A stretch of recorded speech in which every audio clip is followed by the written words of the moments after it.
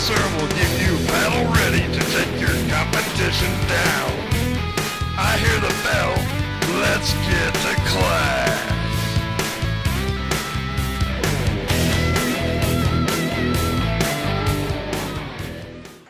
Welcome to Fantasy University once again.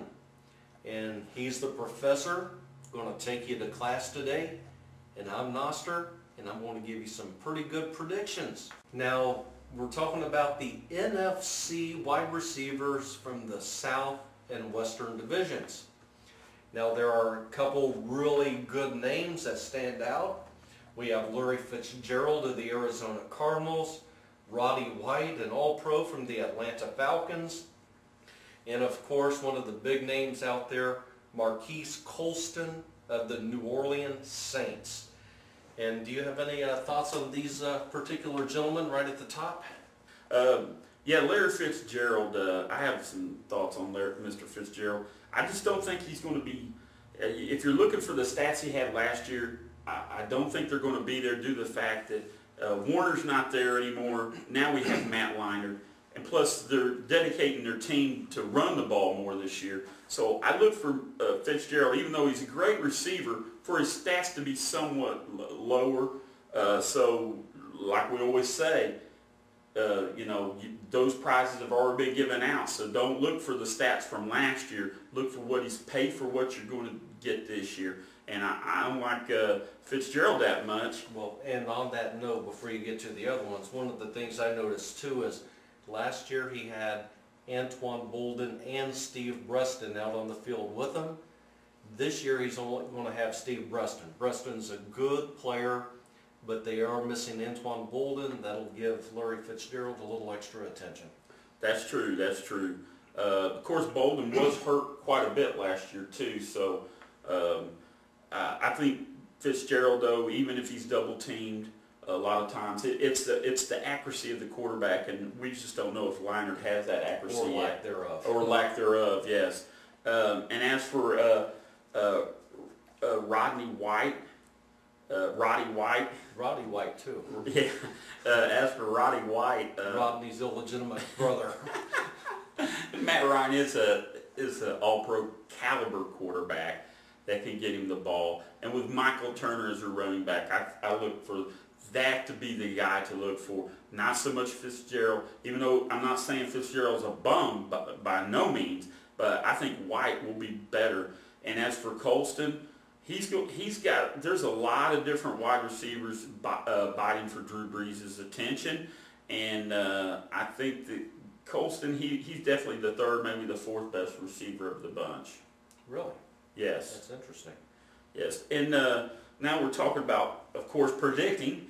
What about this guy in Tampa Bay? You like Josh Freeman as a quarterback. Who's going to be catching the ball for Mr. Freeman, Noster? Well, I look over the list. They have an experienced guy coming over from the Philadelphia Eagles and Reggie Brown. He's a decent route runner, fair speed, get the job done. They have a fast guy there named Mike Williams. Mike Williams, that sounds familiar. Yeah, he's a former first-round pick. However, Matt Millen with the Detroit Lions took Mike Williams in the first round. Well, that doesn't mean much, does it? No, because Matt Millen takes you in the first round, don't make you a legitimate first-round pick. I mean, I'm sure Mike Williams is a really nice guy and a gentleman, but that don't put stats on your fantasy plate. You got to be able to go out on the field and get the job done. He got cut by the Lions, folks. That's a clue back in the day when he got cut. You know, back when they were setting records for losing games. And Matt Millen did get fired, and probably one of the reasons was drafting this guy with the #1 pick. That could have a lot to do with it.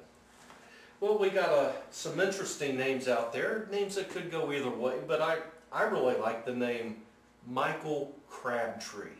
I do too. I think this is a great talent. What do you got on him? I think Crabtree is an up-and-comer. He got a late start in terms of playing, and he's really made the most of it. He's learning the system. He's getting better and better, and I think that he's definitely an up-and-comer. He's not reached that status yet, but he could be a good number 3 receiver for your team. Maybe even as high as a number 2. I like him better than a number 3. Well, yeah, but a lot of it has to do with Alex Smith, and they do like to run the ball in San Francisco. You got Frank Gore there. He is going to take away, some of the throws, so I would say maybe a number 3, maybe a low 2 to number 3 receiver.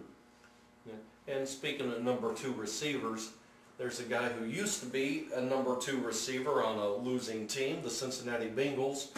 He leaves them, and they become a winning team, and now he's a number 2 receiver on another losing team, the Seattle Seahawks. We are talking, of course, about TJ Who's Your Mama. I tell you what, is that like deja vu or what, man? I mean, is it the guy's attitude? Maybe, Mr. Husmanzada, maybe you should change your attitude. Try to be more of a team player because, as everybody knows, Cincinnati had a winning record after you left. So maybe there's something to that. With a quarterback like Matt Hasselbeck, yeah, he's getting up in years, but he can still sling it, and you didn't have the numbers, so something's wrong with you, not your quarterback. Interesting. There's another guy out there who kind of draws some attention as a sleeper pick, and maybe a keeper league sleeper pick that I like down the road.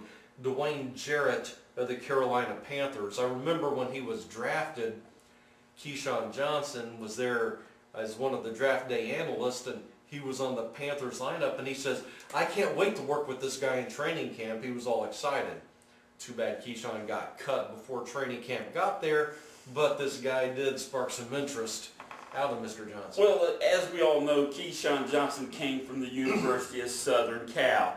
So did Dwayne Jarrett. So there was some little Trojan love going on there in terms of that. But the guy's got some skills, but the only problem I see with him right now, like you said, not for this year, but a keeper league, when Jimmy Clausen, gets in there, look for that, because Steve Smith is going to have to hand it off someday to not be the number 1 anymore. So yeah, I would look at Dwayne Jarrett. And it depends on the work ethic of the Jimmy Clausen, because what makes the Colts so good is Peyton Manning is willing to put individual time into all his receivers. If Jimmy Clausen and Dwayne Jarrett are willing to put that kind of time in, you could really see a nice combination in the future for years to come, fantasy-wise. Listen to him, Jimmy, if you're out there watching this, man. Quit watching this and go out there and start practicing a little bit harder, because at Peyton Manning, I don't know how many Peyton Mannings there are out there, but Peyton Manning puts the work in, and that he gets the results. He's not the best by accident. That's true. That is very true. So invite Dwayne Jarrett to come over and spend the off season at your house and hit the high school football field and go over what you are going to do every play. And then I think we'll really see something. There's a lot of potential there. In 2 to 3 years, we might be talking about Clausen to Jarrett hookup being like the Knicks Montana to Rice. Who knows? You never know. Yeah, it's up to them. Follow the situation closely and draft accordingly. If you have any questions for us, you can send them to fantasyuniversity00@yahoo.com. I'm Noster. He's the professor. I'm the professor. Go ahead and end it for us. You have a good day and a better tomorrow. We'll see you next time.